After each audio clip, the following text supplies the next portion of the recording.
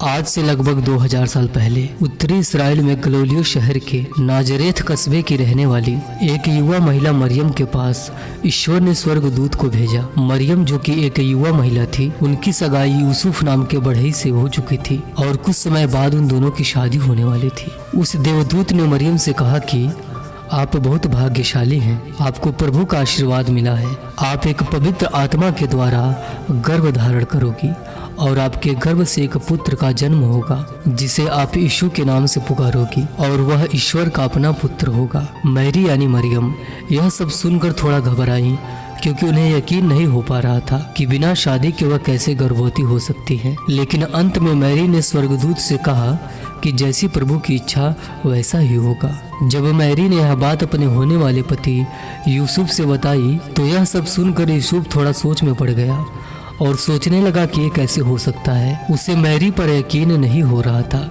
और मैरी के चरित्र की चिंता हो रही थी, क्योंकि जाहिर सी बात है, अगर शादी से पहले कोई स्त्री किसी पुत्र को जन्म देती है तो लोगों की नज़र में उसके चरित्र पर दाग लग जाता है। लेकिन इसके कुछ समय बाद वह देवदूत फिर यूसुफ के सपने में आया और उसने यूसुफ को भी वह पूरी बात बताई जो मरियम को बताया था और कहा कि मैरी ने प्रभु के आशीर्वाद से गर्भ धारण कर लिया है और जल्द ही वह एक पुत्र को जन्म देगी जिसका नाम यीशु होगा। वह एक ऐसा राजा बनेगा जिसके साम्राज्य की कोई सीमा नहीं होगी। वह लोगों को उनके गुनाहों से आजाद कराएगा। और यूसुफ से कहा कि वह मैरी का त्याग न करे और उससे शादी कर ले। अब यह बात यूसुफ के समझ में आ गई और वह मैरी से शादी करने के लिए राजी हो गया और जल्द ही यूसुफ और मैरी की शादी हो गई।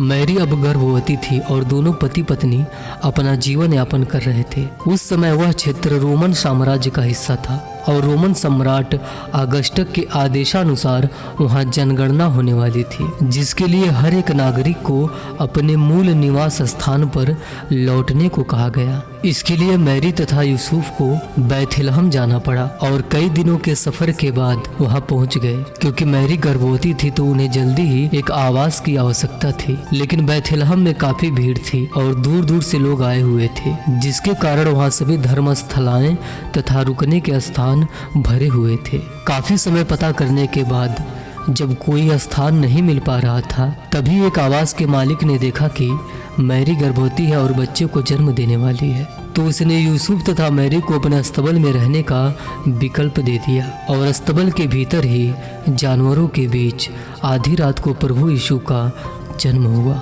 बैतलहम के बाहर मौजूद चरवाहे जब आधी रात को अपनी भेड़ों की रखवाली कर रहे थे, तभी उनके सामने एक आश्चर्यजनक घटना हुई। कहा जाता है कि वहां देवदूत प्रकट हुए, जिसे देखकर चरवाहे डर से कांपने लगे। देवदूतों ने उनसे कहा कि डरो मत, मैं आप सभी को एक शुभ समाचार देने आया हूँ। आज बैतलहम में एक मुक्तिदाता ने जन्म लिया है। वो आपका रखवाला है और वो आपको जानवरों के अस्तबल में मिलेगा। यह सब सुनते ही सभी चरवाहे यीशु को देखने के लिए निकल पड़े।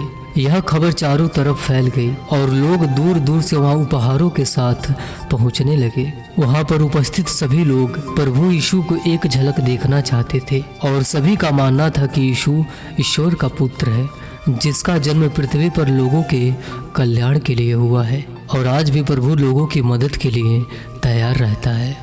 तो दोस्तों, आज का यह छोटा सा वीडियो आपको कैसा लगा? अगर अच्छा लगा हो तो लाइक, शेयर और कमेंट करके जरूर बताइएगा। साथ ही हमारे चैनल को सब्सक्राइब जरूर कर लीजिएगा। तो मिलते हैं कल एक नए वीडियो के साथ। धन्यवाद। जय श्री सच्चिदानंद।